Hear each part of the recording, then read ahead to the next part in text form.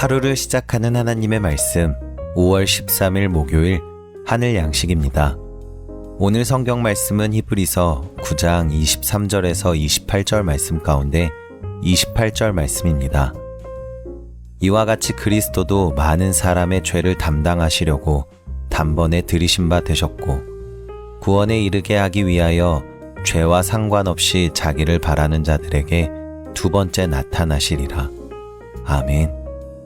오늘 말씀은 자신을 드린 그리스도라는 제목으로 진남제일교회 우종칠 목사님께서 집필하여 주셨습니다.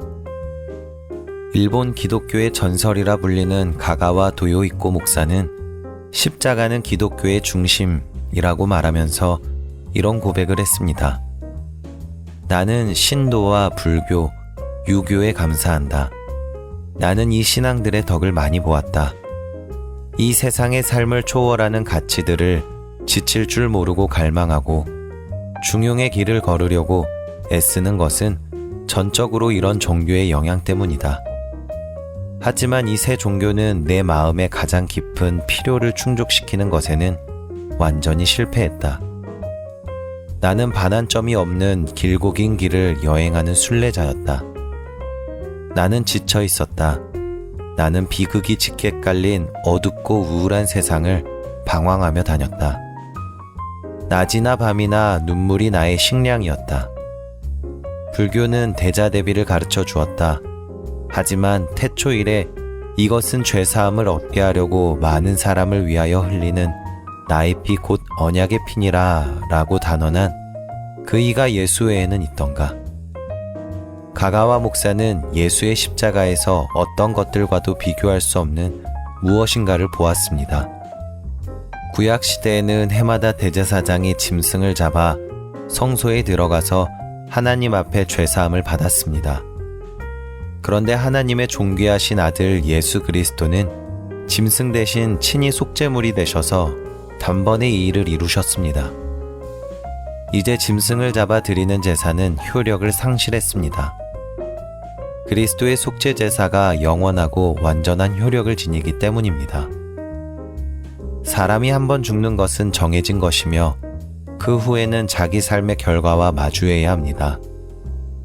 예수 그리스도는 죽을 수밖에 없는 자들의 죄를 단번에 담당하셨고 또한 믿는 자들의 완전한 구원을 위해 다시 오실 것입니다. 그리스도께서도 많은 사람의 죄를 짊어지시려고 단 한 번 자기 몸을 제물로 바치셨고 두 번째로는 죄와는 상관없이 자기를 기다리고 있는 사람들에게 나타나셔서 구원하실 것입니다.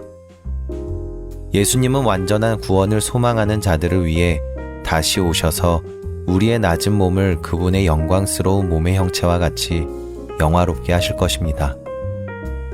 결국 그리스도의 죽음은 우리 죄를 위함이고 예수님의 부활은 우리의 승리를 위함이며 그분의 승천은 우리의 중보를 위한 것입니다.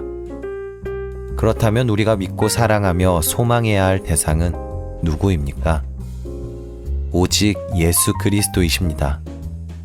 하나님은 사랑이시라는 말씀은 예수님의 희생으로 효력 있고 확증되었습니다.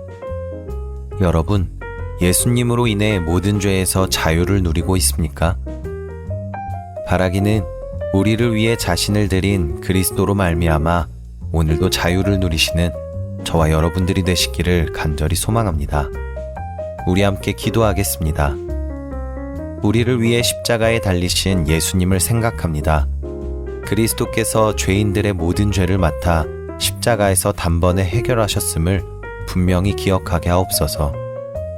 오늘도 우리를 위해 중보하시며 곧 다시 오실 예수님을 믿고 주신 삶을 담대히 살아가게 하옵소서. 예수님의 이름으로 기도합니다. 아멘.